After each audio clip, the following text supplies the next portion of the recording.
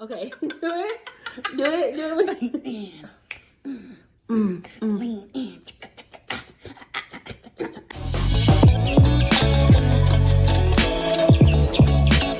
So welcome back to my channel, guys. Thank you so much for tuning in. I am Jasmine Katrina, and I have one of my best friends, Courtney, on the channel today.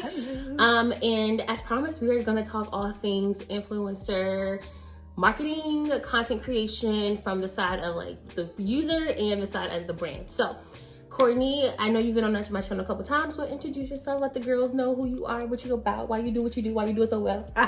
Okay. Hello everybody, my name is Courtney.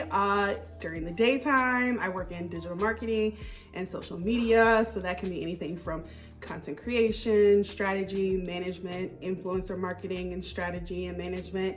And then by night, I am also a fellow content creator. So I write, I create content on Instagram, I do a little bit of podcasting. So that's me in a nutshell. You're pretty much a big deal is what I'm hearing. Okay. All right, so it's gonna be chill. You already know how me and Courtney work and operate. So we polled both of our Instagram accounts and got some questions in. We'll go through the questions and give you guys advice. And then I think it might be helpful if we talk through our experiences now and just like, I don't want to say best practices, but maybe like best practices or like tips, practical things you can do. Like if you want to start content creation today, here's the things that you should do. So you ready? As ready as I'll ever be. I'm not holding back. Don't hold back. Give it to us straight. Gotta give it to y'all straight. No chase. Okay. First question we got in was I'm gonna start with this question. Okay. Should we focus on our niche to attract brands? I think when you're focusing on your niche, it's not necessarily about attracting brands. It's really about building your community and building your credibility and honing in on your voice. How do you want to show up on social media? Like that's the real point of honing in on your niche. Those who prescribe to you, those who are intrigued by you, the brands that are interested in you, they will come because they love what you're doing. They love the point of view that you're bringing to a category, etc. Define for people who are just consuming social media but not in the industry, like what is a niche? Because I think a lot of people will say that word and then they don't know how to like make it practical to them. Right. Yeah. So I would say, right, people are like, oh, my niche is fashion, my niche is beauty, my niche is whatever. That's not exactly your niche. That's more so like, that's your like area, your category. Like, I feel like your niche goes a little bit digs deeper, into like what you actually do. Do numbers, this is like a two-part, do numbers matter? So follower counts, likes, things like that. And if so, how do you grow your followers? I think if you're going to social media for fun, for connecting with like-minded people, no, numbers don't really matter. You use social media for what you want to use it for. If you're looking to go into this as a business, full-time influencer, like that's your goal, yes, numbers do matter. And I think that's where you have to start thinking about, ways in which you want to really kind of like be diligent about what you're doing on social. Consistency obviously is the big key here, but also thinking about ways in which you can kind of, I guess in a sense, train your audience to start to expect certain things from you and start looking to you as like a credible source for X, Y, and Z. And I think with that, then that's when the numbers grow, and that's when you're able to reach out to brands and work on larger campaigns or pitch them something or be on retainer and have like a long-term partnership with them and go into this full time. And it's really also then about knowing your numbers and owning your analytics to be able to back up, here's why my rate is what it is because of X, Y, and Z. Here's the insights from my last campaign that I did. And you also have to realize too, right? Numbers are important also from like a business aspect because social media is constantly changing. And when we think about engagement 2 years ago was highly focused on number of likes and comments. Engagement has shifted because the user's behavior has shifted. The numbers show that everybody's on social media. We're just engaging with content differently. So rather than liking and commenting through everything, people are sharing in stories and saving a ton of content. Yeah. Which is why you're having conversations on Instagram around like, what does engagement actually mean? How are you measuring it? You know, like, what does that look like for you as a company? You know, brands are switching their KPIs. It's an ever evolving conversation. Yeah, 100%. And I think too, if you go into the mindset of, I'm posting because I want to grow followers and I'm not posting because I want to connect with people, that motivation is, I'm not going to say the motivation is wrong, but the motivation to create and do all the work that it takes to do this, it's not sustainable. Like, you won't. It has to be a balance of both. It has to be a balance of both. Like, yes, I want to grow followers, but the way I grow my account is because I'm sharing regularly, whether who sees it or not. Like, there are posts that I have that I do that are great and, you know, quote unquote great, and then there are posts I'm like, kind of flop, but the reality is I still show up. So I think the mindset of, I'm doing this just so I can increase my following because then it'll get me to larger brands, it's not a sustainable thought process and workflow, considering you have so much work to do in the creation part. Like, I wish I can show you guys, and I might take some, like, we got lights in here, we got, like, we had to do our makeup before we did this, we took the time to, like, make this a valuable conversation. Whether it gets 100 views or 1,000 views or whatever, I'm still going to create content like this because I believe in the content enough that if in whoever it helps, and then by me helping them, and like you said, I'm now a trusted source of information, people trust me enough to then follow me. So I just think when people say, you know, I want to grow my followers, I don't have a lot of followers, that tells me right there, like, your motivations are different, are off. And I would really consider you having a heart check of why you're doing what you're doing.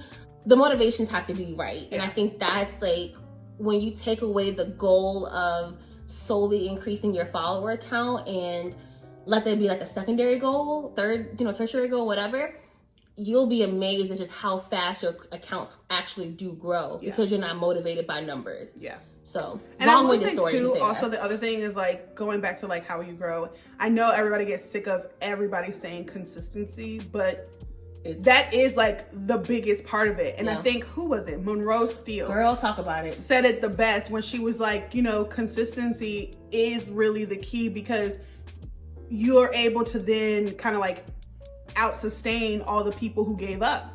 You know, you've continued to show up each and every time when other people, when they realize it's not easy, have fallen off and gotten inconsistent or just shut down the account altogether, like, all the things.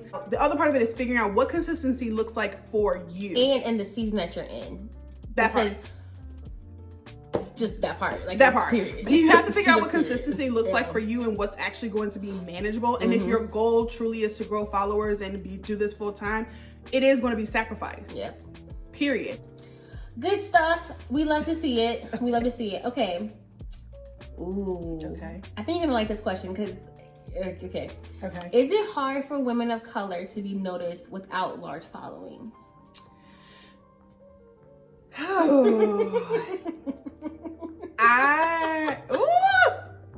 And I'm only laughing because one thing about Courtney, she is passionate about making sure women of color and marginalized communities get seen. So this was a great question for you. So I don't even think it's here's the thing. Because I've been on the other side of the business, I will say that I don't even think it's like a numbers thing. Like, from a follower standpoint, it's just hard for women of color to get noticed. I'm gonna say it. It's just hard for Black women in particular in this business to get noticed, period. Ooh. It's not like we haven't been here. That's the part that's, like, kind of like a bit of, like, a mind boggle, right? Yeesh. Sheesh. I say all of that to say it's just tough in general. What's that song? It's like, sheesh.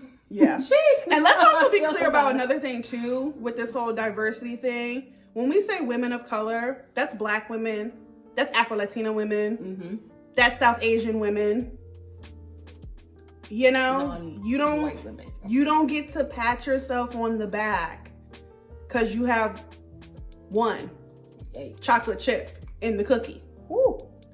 Just saying. Oh, listen, my God today. Okay, so I said I wasn't holding back, and I appreciate that. We appreciate that. Yeah.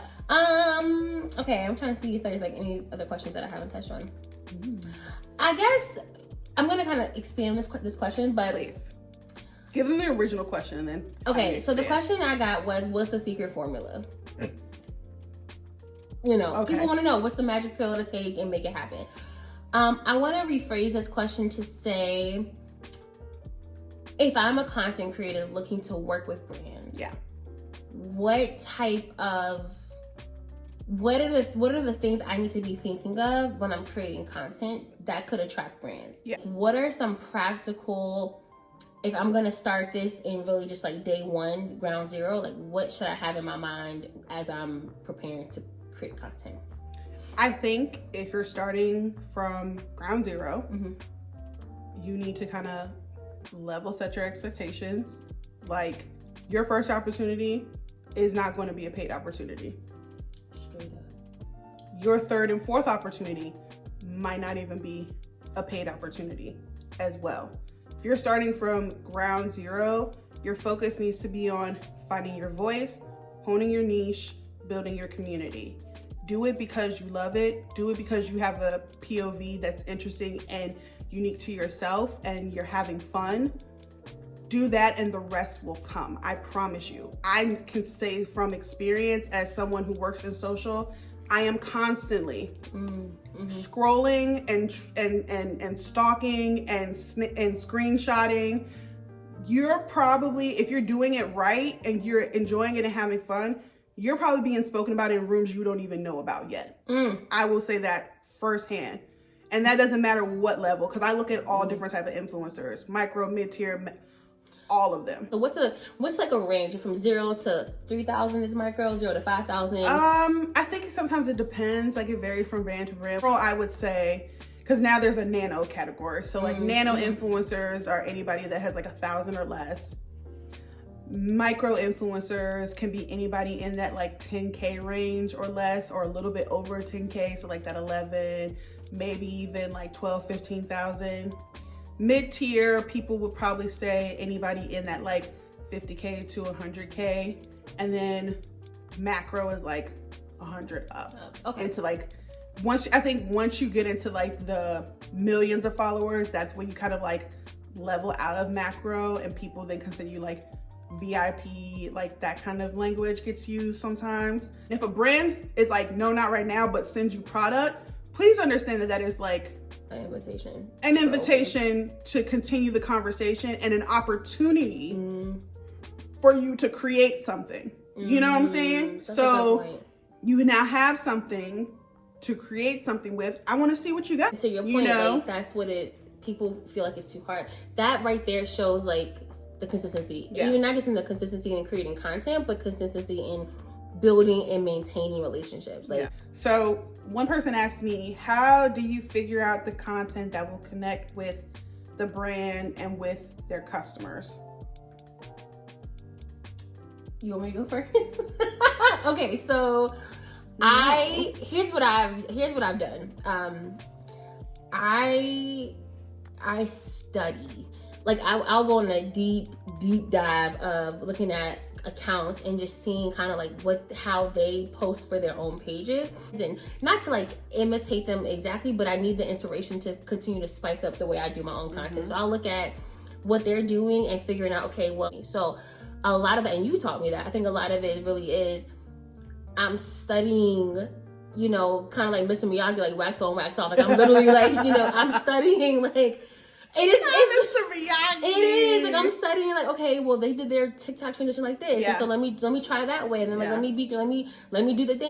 Can I also just say, as it relates to content too, sometimes it's not even about the fanciness of your actual content. It's really about learning like little things and quips and things like that when it comes to editing. Mm-hmm. Good editing goes a long way for very simple content. So sometimes true. you can take the most basic of like B-roll or an unboxing or whatever, do a few like really kind of like cute transitions, selecting the right music, getting like a whole vibe going, and that really elevates your content. But yeah, like when you start kind of like picking up on those little like tricks and tips, you know, it also makes the editing process so much quicker. When you like kind of, oh, I know how I'm gonna splice this up and like cut it up and chop it up. All right, let's find a really great audio to set the mood, and then boom, and then you post. You know, like those things are really important to understand if you really want to like elevate your content. Okay, next question. Okay, now the next question, because I also want to know your answer. Oh, okay. Because because you're also a business owner. Okay, thanks. Would you ever consider being an influencer manager? No. Oh. I don't think so. You know why? It was a straight, no like I don't even pause to think about like if God led. No, I don't know. I don't think so, because I can only manage myself. Like in my life right now with me, I'm it. Like, but who does it have to be right now? Like, but I don't also think what if that PureCom just like, oh, no, we're going to change our language. Not what if. When? Ooh, okay. Come on.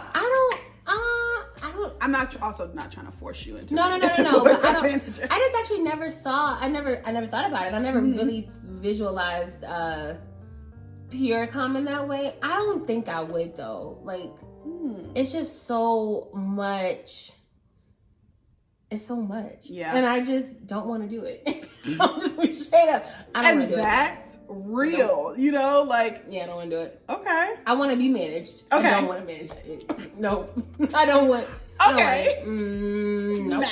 You're like, no. Would you? This is definitely a question for you, which is why you got it. Cause I feel like. Yeah. I don't know me directly, but I would say that I could see down the line my business having an arm of the business where we do represent talent of color. I absolutely feel sure. like I would be the first. Like, sign me up. Again, manage me. She's like, manage me, manage me. Like, I don't, you know, manage like me. I feel very strongly about it, and yeah, I could totally. I can see that. Also, like, I would be saying period during negotiations. Okay. Like, next question. And this one's a little. Girl, what's the question?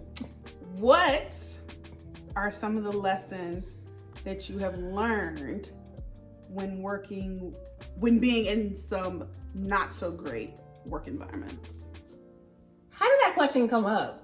Okay, repeat the remix question again. What are some lessons that you have learned when working in some not so great work environments? Say less. Okay, so here's the thing. Okay. Triggered. Okay. Easy. Okay.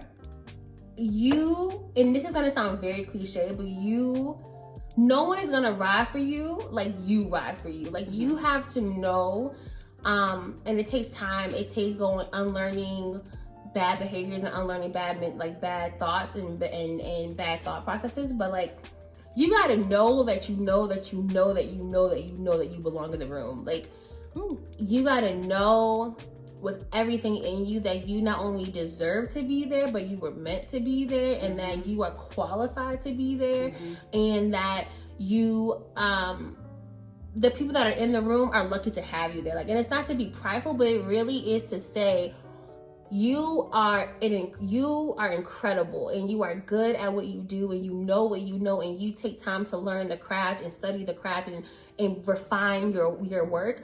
You absolutely deserve to be in the room. And having been in some incredibly toxic, incredibly trash work environments, no one is going to ride and advocate for you like you, and no one is going to say, treat Jasmine this way, because she's like, no one's gonna say that unless I say it. And say it early and say it often. Define your boundaries and let people know who you are and what you will and won't accept early and often. Coming out of toxic work environments, you have a certain gumption about yourself, and there's this level of like, I've been bruised and battered, but I still stand, and like still I rise kind of thing. You can't tell me jack squat who I am, what I do, how I do it, why I do it, because I do it good, and I'm damn good at my job. And I'm keeping the curse word in because I'm grown. So yeah, advocate for yourself early and often. And if it smells like toxicity, hey, this has been a fun run, I gotta go. Yeah. What about you? I think the biggest thing for me was, in hindsight, not allowing imposter syndrome to swallow you whole. We just thought about this week. I know we talk about it a lot, but because it is a reoccurring theme, especially for women of color, especially double downing on Black women in particular. And It's one of those things where I think we spend so much time, like, you dream, you manifest, and all of the things about the things that you want, and you don't even think about the what if of when it comes and when you're there and when you're in that room. What are you going to do next? So then it's easy to kind of step into this mindset of, I gotta prove myself. I gotta prove that I was meant to be here, that they made the right choice in hiring me and everything. And it's like, sis, you literally already did that during the interview. That's how you got the job. Now, just show up. Do the work, you know? It's okay to raise your hand and ask for help. Yeah.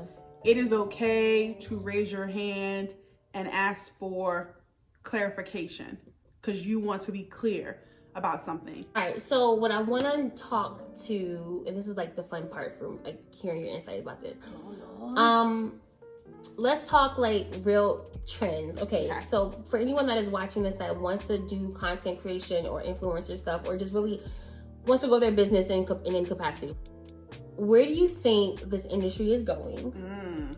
And how can Black women and women of color prepare? Woo! That's actually a really good question. I'm tapping my back for that one. That was a great question. Shout out to me for that. You're welcome. It's a you're welcome. I didn't even say thank you. It was implied.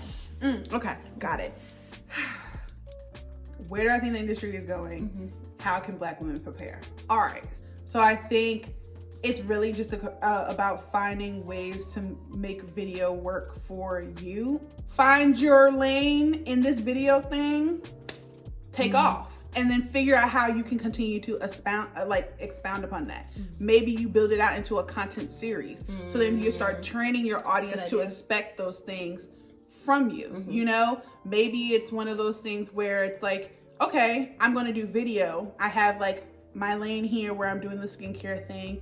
Maybe there's another content series here where I'm talking to you directly to camera about advice. You know, I work in whatever field, and that's my little way of also supplementing and kind of getting a mix of content there. The other thing I will say too, I still very much advocate for, if not even just a splash page or a home page, but somewhere on the internet where you own your things and 100%, 100%. you own your content.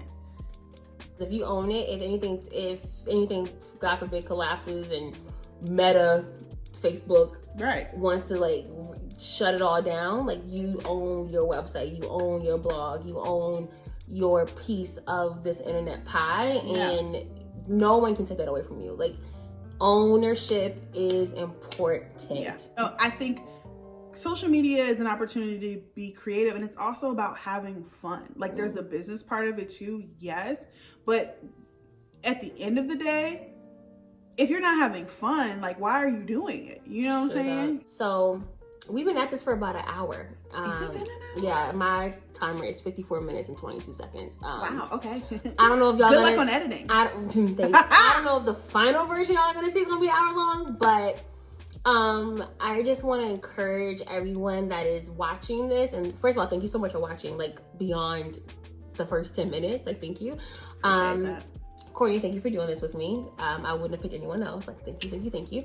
But I really just want to encourage you guys, whoever is looking to just kind of break into the content creation game, or wants to be an influencer, or is running a business that wants to be active on social, like, slow and steady really does win the race. Wow, that is an actual tongue twister. I was gonna let you have it. Thank you, I appreciate you, because I was like, but you know, like you said, it don't always look at everyone's finish line as your starting place, but really just stay kind of tunnel focused on your goal, what you have to do, and really, honestly, like Michael Tyson says all the time, but like, all you have is really all you need. And as you gain more insight, as you get more experience, you continue to expand that, and now you have a bigger, brighter, better future, whatever. So like, just be encouraged. I know it's not easy as someone that is content creating a lot, for clients, for my full-time job, for YouTube, for all the things. Like, we're constantly in a creative mode, in a creative space. So we're constantly thinking about how to keep this thing sustainable and grow, but have fun. And if it's not fun, please don't do it. Like, don't be burnt out by don't be burnt out by this. Like, it's all online. Like, don't be burnt out by this. I think that's really, really important. Take rest, take creative breaks, give yourself the freedom to just do and have fun, and trust that the work you put in, the consistency you put in really does return on investment. So, any other things you want to say before we wrap this bad boy up? 804. No, stop doing that. I'm cutting that out. Oh my. No, I'm cutting that out. Okay. Tired of these 804 shout outs. Jesus. Cut that out. Not. I thought you saw my face and you knew what I was gonna do. I was thinking you were gonna be like, thank you so much for something, not that. Run it back. Run it back. I might keep this in there. Run it back. Run it back. Courtney. Yes. Do you have anything else you'd like to say before we wrap up? No, I think just thank you for having me. You're welcome. It's been incredible speaking to you guys. My office door is always open. Yeah, I can include all her information. Tell people where you can find you. I'll still link in the description, but you can find me on Instagram. Actually, you can find me across all platforms: Instagram, Facebook, Twitter, @editress_in_chic. My email contact information is on my Instagram as well. If you ever just want to talk one-on-one, or if you want to DM me any questions, anything you felt like we didn't touch on here, I'm always looking to share. Yeah, I'm always looking to. Also, if you have questions that we did not answer, leave us a comment, because we can always do like another video. Which I think this might be a thing. Like, I think we should continue like a series. Like a series. See how that content planning like worked out just now? Because I really do think like, sometimes people who follow these big names, they feel larger than life, and I want to track the conversation as we're like growing. Like, I don't want to get to like 5,000, 10,000 followers and I suddenly don't feel reachable. So I want to talk about this as we're like literally in the throes of life. So please leave comments. Thanks, love that for me too. Please leave comments if you have any questions related to any of the things that we talked about: business, toxic work environments, God bless us, and I hope you get out of that. Influencer marketing, social media marketing, how to plan content, all the things. Leave them all below. That way, Courtney and I can come back and do more of these videos. Make sure you are subscribed. That's important. Like, comment, and subscribe. Hey. Hit the bell notification. Thank you for the sound effect. I love that. And until next time, friends, be well, do well, and be safe. Bye.